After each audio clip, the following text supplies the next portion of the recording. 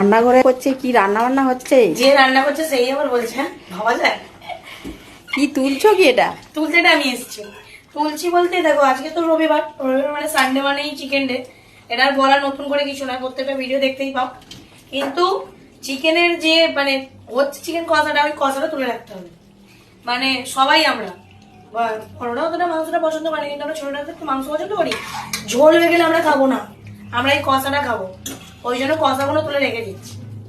কিছুটা মাংসের মধ্যে থাকবে, সেইটা ওই মানে ঝোল মতো থাকবে, বাপি কাকারা খাবে, আর বাদ বাকি আমরা কষাটা খাবো। দেখো কেমন কষা তুলছি, একবারে লাল লাল ঝাল ঝাল স্পাইসি, একবারে খেলেই মুখ ছেড়ে যাবে। দেখো একবার, দেখো ভালো লাগছে দেখতে, খুব সুন্দর লাগছে, খেতেও দারুণ হয়েছে। আমি করিনি কিন্তু আজকে কাকিমা করেছে।